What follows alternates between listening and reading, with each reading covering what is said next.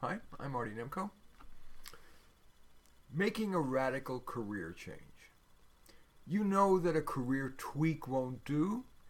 It's time for a radical career change, but that's scary. After all, you have to convince an employer to hire you for a better job without a significant pay cut, even though that employer likely has many applicants with experience. Plus, you probably don't have time or money for a long back to school stint. Yeah, it's difficult, but it's also often done if you know a few tactics. And these are derived from a chapter of my new book, Careers for Dummies. First, you got to target the right career. Some fields are more open to career changers. These, for example, might appeal to Psychology Today readers, which is where I originally wrote this article. Employee trainer. That's an option for people who like teaching but are daunted by the long university-based training or by the challenge of managing a class full of kids. Communications specialist for a company or a government agency or a nonprofit. That job could be either in internal communications, media relations, or in public or community relations. Personnel recruiter. That job requires the ability to persuade employers to consider the candidate that you've unearthed for them. Of course, you also need a nose for finding a good person for that particular job. Grant writer. Money is a nonprofit's lifeblood, and a key vehicle for getting money is to answer requests for proposal from government or from foundations. Grant writers write those proposals, and that enables you to live in the world of new ideas and projects and hope, and that career offers a nice blend of writing and human interaction. Fundraiser.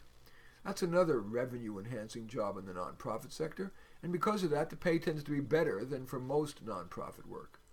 You may or may not need to be the person who makes the ask, because nonprofits use organized types to develop dossiers on prospective donors, plan fundraising events, and manage the donor database. Politician.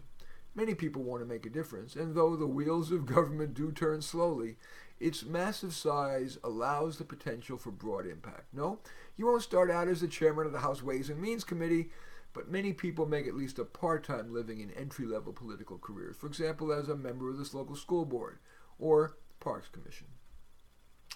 Political campaign manager. Maybe you're intrigued by being in politics but are better at handling details and managing people than being the front person. And finally, personal assistant. Many people like being the right arm to a kind, respect-worthy person. Okay, so now let's assume you've picked something to transition to. Now we've got to get to learning to prepare for that career. So let's assume that you don't have time to go back for a degree in your new field. The good news is that you can often learn more practical material faster and cheaper, and if you write a good, what I call a white paper, I'll explain that more in a couple of minutes, you can often convince at least one good employer that you're a better bet than a degreed candidate. After all, wise bosses know that the heavily theoretical education typically provided by universities, even for a practical field like psychology or business, is far from a guarantor of good performance in the real world. Here's how to get good career preparation without going back to school. Step 1. Google search for articles and videos in your new field. Top-ranked ones have been read the most and forwarded the most. That's a pretty darn good way to curate what articles to read for starters. Take some notes of not obvious nuggets, you might just in a Word file, and keep adding to that nugget file as you keep learning in steps 2 through 5 that I'm about to tell you. Step 2. In step 1, you may have unearthed trade publications, usually available on the web.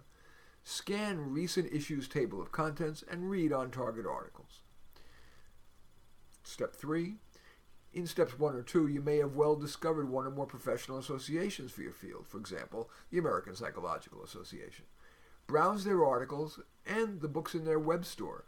If a book intrigues, you'll probably find more reader reviews on Amazon. Read those, and if you're so moved, then buy it.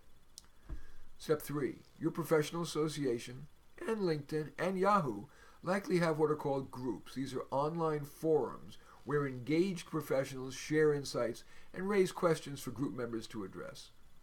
Lurk on one or more of those groups, and when you have a feel for its culture and you have something to contribute or ask, go for it. Step 4. Attend meetings of your professional association, maybe just a local meeting or the big annual conference, perhaps including the often offered pre-conference workshop for newbies. To avoid getting overwhelmed by all the input, take just a small amount of notes to insert into your nugget file. And step 5 in learning how to prepare for the job without going back to school, peruse the myriad online one-shot classes and longer courses that are offered through your professional association, through your local university extension, and on sites such as LinkedIn Learning, Udemy, Treehouse, or Udacity for tech, or for longer, more academic courses, Coursera and edX.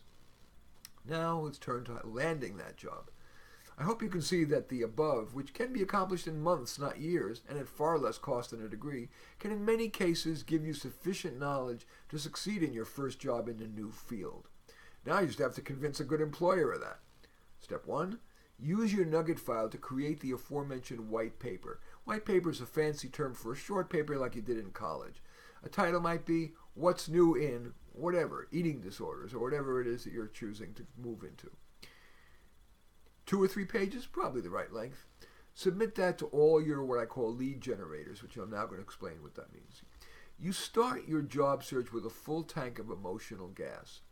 And every rejection and no response burns some of that gas. So you need to put your efforts where they have a reasonable chance of success. That's why I recommend that career changers not apply for any openly advertised jobs. If the employer wanted to hire someone for a good job despite no experience, he or she would have hired a friend or relative.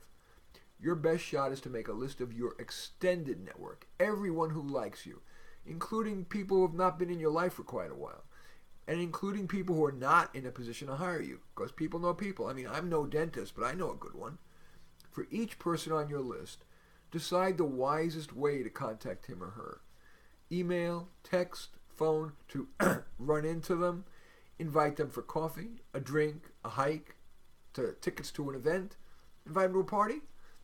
Be sure to make your ask at the right time. With a given person, you could put it in your initial email, but for other people, you may need to first nurture the relationship some more.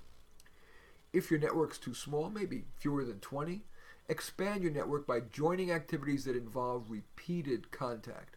Volunteer for a committee in your professional association, even if it's just the local chapter, or join the board of a nonprofit. A small nonprofit may require only your time, not your money. Or take a class in your field and sit next to or otherwise chat with people you sense might be helpful. Before contacting your network, prepare a 10-second pitch. Why you're changing to this field, why you'd be good, and concluding with the ask. For example, I've been in marketing for 8 years, but feeling a bit empty about it, so after a lot of exploring, I've decided to become a substance abuse counselor.